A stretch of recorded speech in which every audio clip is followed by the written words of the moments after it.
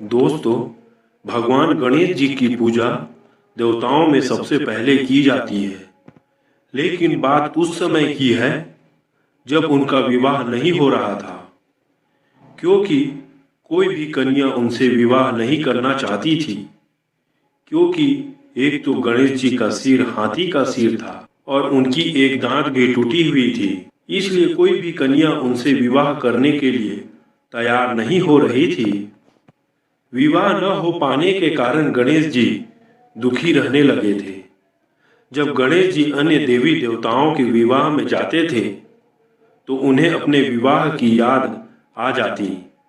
दूसरे देवी देवताओं का विवाह होते देखकर गणेश जी इतने ज्यादा दुखी हो गए थे कि उन्होंने दूसरे देवी देवताओं के विवाह में अड़चन लाना शुरू कर दिया था और उनके इस काम में उनका वाहन मूषक उनकी मदद करता था।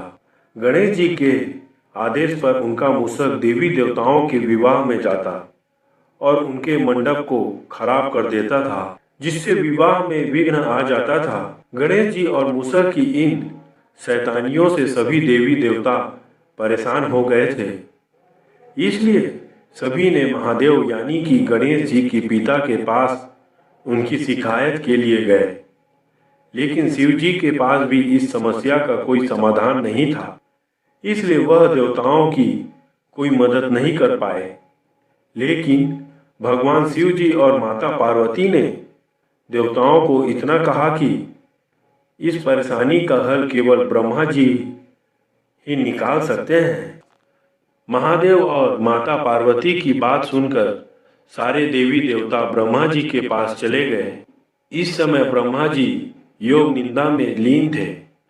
ब्रह्मा जी को योग में देखकर देवी देवता उनसे प्रार्थना करने लगे, जिसके फलस्वरूप ब्रह्मा जी के योग से रिद्धि सिद्धि नाम की 2 पुत्री प्रकट हुई।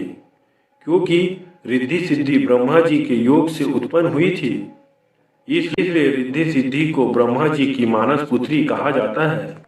पुत्रियों को प्राप्त करने के बाद ब्रह्मा जी अपनी दोनों पुत्रियों रिद्धि और सिद्धि को लेकर गणेश जी के पास पहुंचे और गणेश जी को उन्हें शिक्षा देने के लिए कहने लगे। क्योंकि गणेश जी बहुत ही बुद्धिमान और ज्ञानी थे, ब्रह्मा जी के कहने पर भगवान गणेश रिद्धि सिद्धि को शिक्षा देने के लिए तैयार हो गए। रिद्धि सिद्धि की शिक्षा शुरू हो गई थी।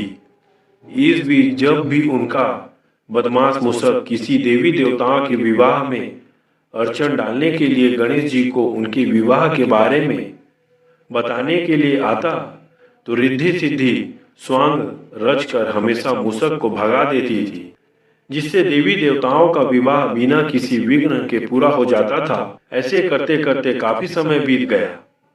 एक दिन गणेश जी को पता चल गया कि रिद्धि सिद्धि के कारण ही देवी देवताओं का विवाह बिना किसी अड़चन के पूरा हो रहा है। इस बात का पता लग जाने पर गणेश जी काफी ज्यादा क्रोधित होते हैं। लेकिन गणेश जी क्रोध कर पाते इससे पहले ही ब्रह्मा जी वहां प्रकट हो जाते हैं और जी से कहते हैं कि गणेश जी, मेरे दोनों पुत्री रिद्धि सिद्धि के लिए मुझे कोई योग्य वर नहीं मिल रहा है, इसलिए मैं आपसे अनुरोध करता हूं कि आप ही मेरी दोनों पुत्री से विवाह कर लें। ब्रह्मा जी के कहने पर गणेश जी रिद्धि सिद्धि से विवाह करने के लिए मान जाते हैं और उनका बड़े ही धूमधाम से विवाह होता है। ऐसा माना जाता है कि गणेश जी के रिद्धि सिद्धि से 2 पुत्र हुए, जिनका नाम शुभ और लाभ है।